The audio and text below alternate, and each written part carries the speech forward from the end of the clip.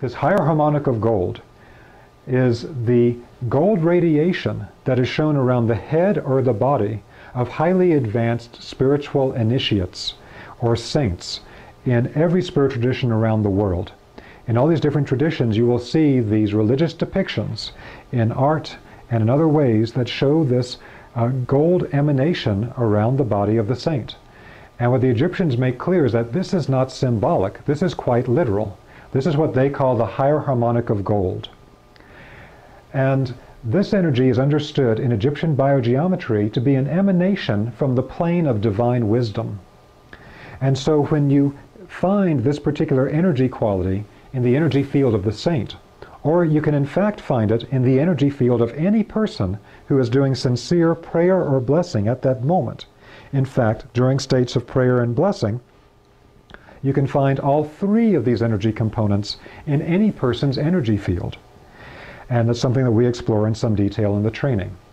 But for this higher harmonic of gold, when the person through their spiritual development has created a resonant link with the plane of divine wisdom, then they get this higher harmonic of gold energy quality. Now in Egyptian biogeometry, they know that this energy quality has a powerful effect on life functions and on the human immune system. It vitalizes the immune system, has a powerful healing effect. One thing I should make clear here is that all three of these energies come together as one totality.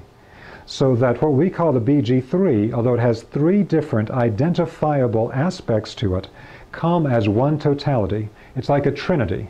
The three are one.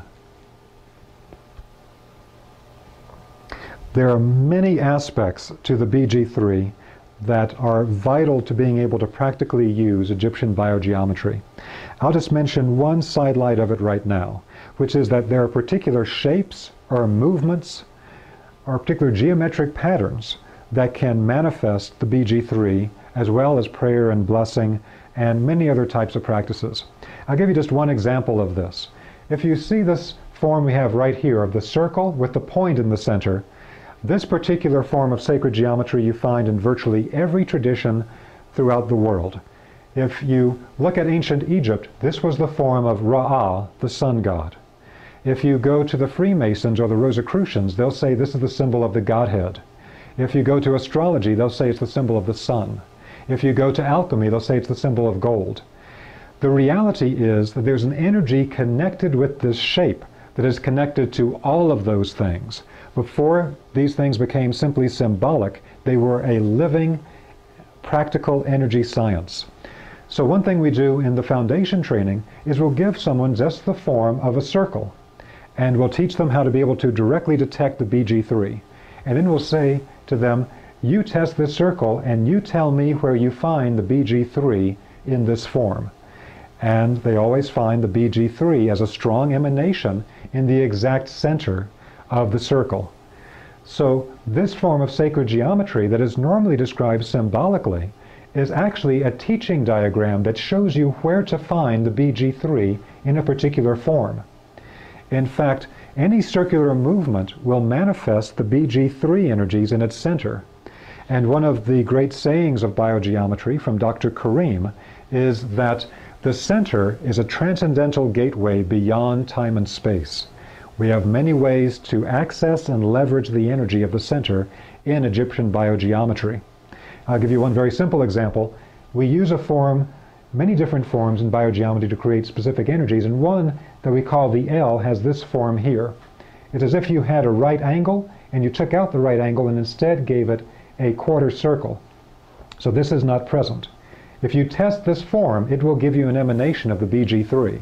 And then you can use this particular pattern for practical work to create these beneficial energies or to transmute harmful energies into beneficial. Again, there's so much more about this that I'd love to go into detail on with you, but in the time we have to move on to a particular illustration connecting this idea of the BG3 to ancient Egypt. Now, I need to make clear that this concept of the biogeometry 3, that everyone who does the biogeometry training learns firsthand, is a living reality that they can directly detect and work with after the training. This information was never made public until the work of Dr. Ibrahim Karim. You will not find any other public source that reveals the secret of the BG3.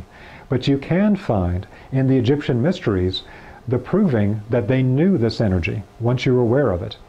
I'll give you an example. In the Egyptian mysteries, there is a neter known as Sekhmet, a lioness goddess.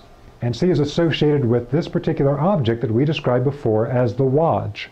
This emanates from its tip this spiritual carrier wave. So that, in fact, what they're saying in the Egyptian mythology is that the goddess Sekhmet, the neter Sekhmet, is connected to this form and to this energy. Now, one thing about it is that in the Egyptian mysteries, they say that Sekhmet, if she is in a benevolent mood, will be the best spiritual guide and protector you ever had. But if she's in an angry, wrathful mood, that she will kill every living thing. And there are blood-curdling tales of Sekhmet bathing in rivers of blood from her victims. So, in other words, they depict Sekhmet as having both a beneficial side and a harmful side. And the same thing with this energy coming from this object related to her in ancient Egypt. It has both a beneficial energy aspect and a detrimental energy aspect. Now, in the Egyptian mythology, they say that Sekhmet has a consort or a husband, and her husband's name is Ptah, and Ptah is usually represented as you see here. Now, instead of having the form of the Waj pendulum that Sekhmet is connected with, and which has a spiritual carrier wave coming out of the base, he is connected to the form that's known as the Djed. Now, when you test the base of the Djed, you really don't find these energies coming out of the base. It seems inert. But there's a mystery hidden here, because in the Egyptian mythology, they say that the union of Sekhmet and Ptah gave rise to a child. So in the Egyptian mythology, they describe the way that the union of Sekhmet and Ptah gave rise to a child whose name was Nefertum. Now, the name Nefertum means something like the beauty or the fullness of creation. Now, the interesting thing about it is that just as in the mythology, when Ptah and Sekhmet are united and they create the fullness of nature, the fullness of creation, so if you take the object that is associated with Sekhmet, the Waj pendulum, and you connect it, you unite it with the form of the Djed, and you put the two together, then when you test the base of it, you get all of the BG3 energies from the base. In other words, there is an energy science that is encoded in the knowledge in the Egyptian mythology. And we use this particular energy form today in biogeometry as a way to emanate the BG3 from its base. So this is to illustrate for you this concept that in the Egyptian mysteries they knew how to create the BG3 and work with these energies very precisely. However, we have simply lost that key until Dr. Karim with his biogeometry has brought that information back to us.